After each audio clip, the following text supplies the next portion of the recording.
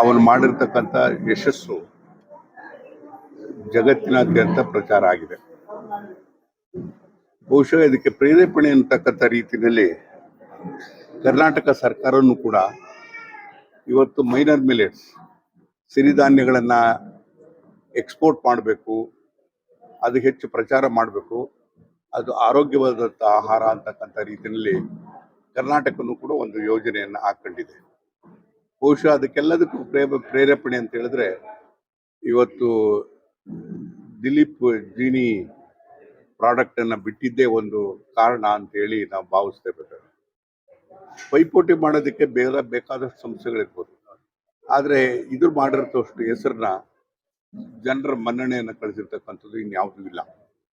ಇದ್ರ ಜೊತೆಗೆ ಹೊಸದಾಗಿ ಇವತ್ತು ಗಾಣದ ಎಣ್ಣೆ ಅಂತಕ್ಕಂಥದ್ದು ಇವತ್ತು ನಾವು ಅರ್ಥ ಮಾಡ್ಕೋಬೇಕು.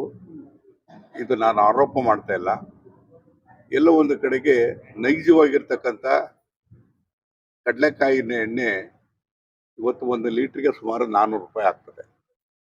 ಆದ್ರೆ ಮಾರ್ಕೆಟ್ ಅಲ್ಲಿ 180ಕ್ಕೂ ಕೊಡ್ತಾರೆ, 200ಕ್ಕೂ ಕೊಡ್ತಾರೆ ಅಂತ ಹೇಳಿದ್ರೆ ಜನ ಮಾತಾಡ್ತಾ ಇರ್ತಕ್ಕಂಥದ್ದು, ಬೇರೆ ಮಾತಾಡ್ತಾ ಇರ್ತಕ್ಕಂಥದ್ದು ಅಲ್ಲಿ ಎಲ್ಲೋ ಒಂದು ಕಡೆಗೆ ಅಡಲ್ಟ್ರೇಷನ್ ಆಗಿರುತ್ತೆ.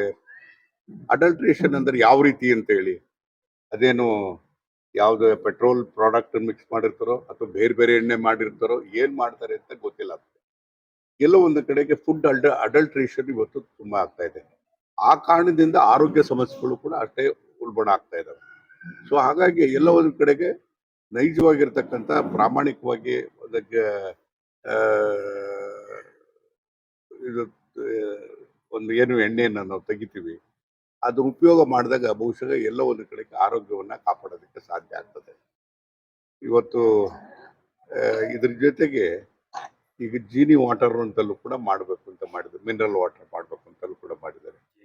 ಅದು ಬಹುಶಃ ಅದು ಯಶಸ್ಸಿನ ಹಾದಿನಲ್ಲಿದೆ. ಅದನ್ನು ಕೂಡ ಕೆಲವೇ ದಿವಸದಲ್ಲಿ ಮಾಡ್ತಾನೆ ಅಂತಕ್ಕಂಥ ವಿಶ್ವಾಸನೂ ಕೂಡ ಇದೆ. ಮತ್ತು ಇದೆಲ್ಲದಕ್ಕೂ ಕೂಡ ಏನಪ್ಪಾ ಅಂದ್ರೆ ಆತನಲ್ಲಿ ಪ್ರಾಮಾಣಿಕವಾಗಿರ್ತಕ್ಕಂಥದ್ದು, ನೈಜವಾಗಿರ್ತಕ್ಕಂಥದ್ದು ಇವತ್ತು ಆರೋಗ್ಯದ ದೃಷ್ಟಿಯಿಂದ ನಾವು ಎಲ್ಲೋ ಒಂದು ಕಡೆಗೆ ಈ ಅಡಲ್ಟ್ರೇಷನ್ ಇಂದ ದೂರ ಇದ್ದು, ಮಿಶ್ರಣ ಮಾಡೋದ್ರಿಂದ ದೂರ ಇದ್ದಿದ್ದಾಗ ನಮ್ಮ ಆರೋಗ್ಯವನ್ನು ಕಾಪಾಡ್ಕೋಕ್ಕೆ ಸಾಧ್ಯ ಅಂತಕ್ಕಂಥದ್ದನ್ನ ಇವತ್ತು ಜೀನಿ ದಿಲೀಪ್ ಕೊಡ್ತಾ ಇರ್ತಕ್ಕಂಥ ಒಂದು ಹೊಸ ಸಂದೇಶ. ಅವರಿಗೆ ಆರೋಗ್ಯದ ದೃಷ್ಟಿಯಿಂದ ಇವರು ಗ್ರಾಮೀಣ ಭಾಗದಲ್ಲಿ ಮಾಡ್ತಿರೋದಂಥದ್ದು, ಇದನ್ನ ದೊಡ್ಡ ಮಟ್ಟಕ್ಕೆ ಮಾಡಕ್ಕೆ ಸಹಕಾರ ಸರ್ಕಾರ ಕೊಡ್ಬೋದಲ್ಲ? ಖಂಡಿತವಾಗೂ.